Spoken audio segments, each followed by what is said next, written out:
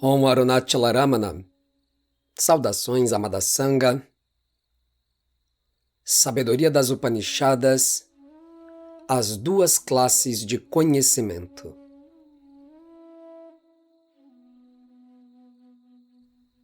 Aqueles que conhecem Brahman dizem que existem dois tipos de conhecimento: o superior e o inferior. O inferior é o conhecimento dos Vedas, o Urg, o Sama, o Yajur e o Atharva. E também o conhecimento da fonética, dos cerimoniais, da gramática, da etimologia, da métrica e da astronomia.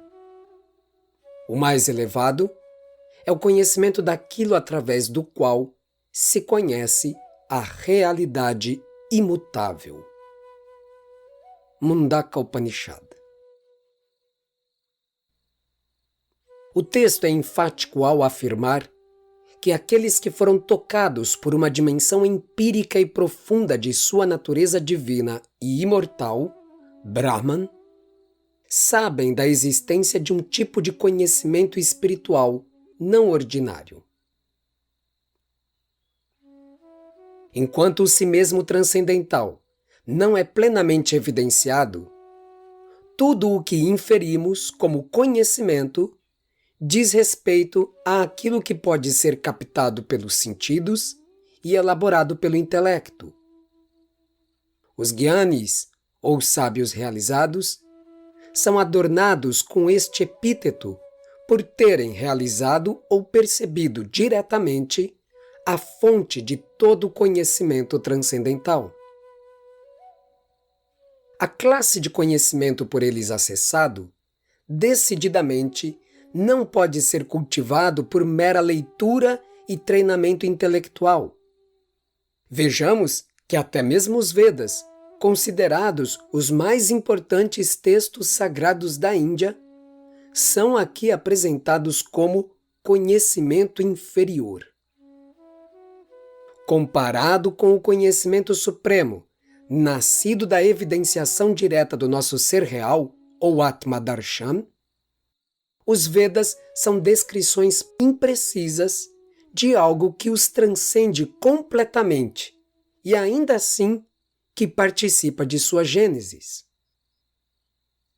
Com um pouco de escrutínio intelectual, fica absolutamente evidente que os Vedas são uma espécie de tradução imprecisa das epifanias e da realização mística dos rishis. Se pudermos ir além e dedicarmos-nos a um cuidadoso e contínuo escrutínio espiritual, Atma Vichara, poderemos rastrear a origem dos Vedas, na dimensão sagrada em que se manifestam eternamente. O conhecimento inferior, portanto, é todo aquele que está limitado e atrelado ao tempo, sujeito às modificações, aperfeiçoamentos ou entropia, enquanto o conhecimento superior, por sua natureza absolutamente transcendental, é irretocável, eterno e imutável.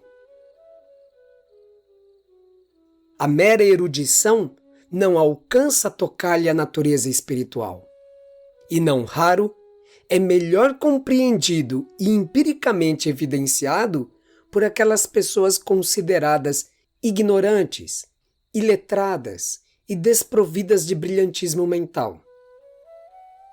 Fala Bhagwan Shri Ramana. São os indoutos, os iletrados que são salvos, e não aqueles cujo ego não diminuiu apesar da erudição. Não negamos o valor da erudição ou do conhecimento inferior. Eles têm seu campo de aplicação e importância.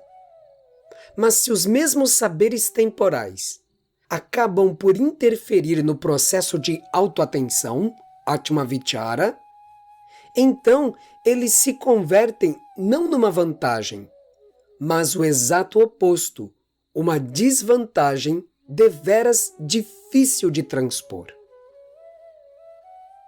A aquisição do conhecimento inferior pode até nos dar uma sensação de conforto, dignidade e segurança. Mas, obviamente, isto é falso, pois não há conforto maior do que o repouso do coração. Tampouco dignidade maior a ser experimentada do que aquela que brilha internamente como desapego natural. Nem segurança maior do que o reino divino da paz inabalável, nascida do conhecimento de si como o imutável.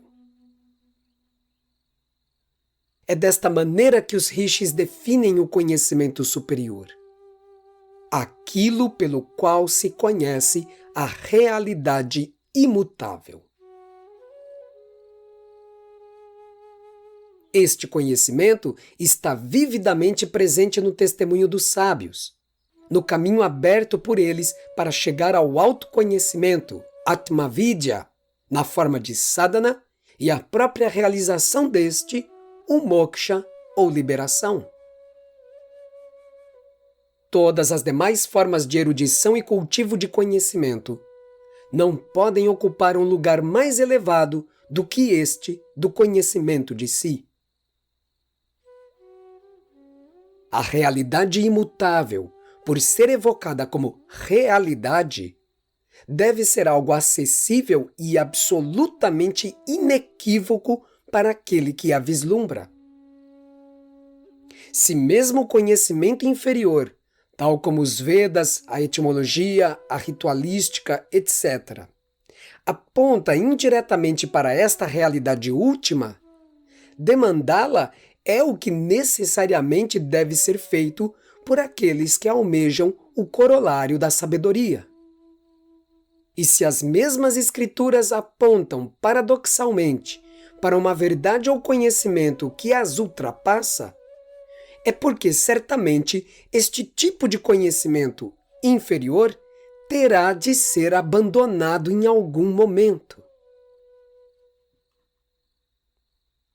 Citamos Bhagwan Ramana uma vez mais. Abre aspas. Nenhuma erudição ou conhecimento das escrituras é necessário para conhecer o ser, pois nenhum homem precisa de um espelho para se ver. Todo conhecimento é necessário apenas para ser abandonado eventualmente como não eu. Fecha aspas. Assim como um catedrático não precisa pensar no alfabeto para se expressar com fluidez e eloquência, da mesma forma, o sábio de verdadeira erudição espiritual não precisa das escrituras e de todo o conhecimento delas derivado para saber que ele é a própria realidade imutável, que compõe sua sabedoria natural. As escrituras afirmam que há um conhecimento supremo. Os sábios, por seu testemunho, palavras e ações, dão mostras deste conhecimento. Acima de tudo, através de sua graça silenciosa, mergulham os sinceros buscadores em sua própria experiência transcendental. O valor das escrituras se mede pela simples e graciosa existência do rishi. De outro modo, seriam inócuas ao sofrimento do samsara. Om Namo Bhagavate Shri Ramanaya.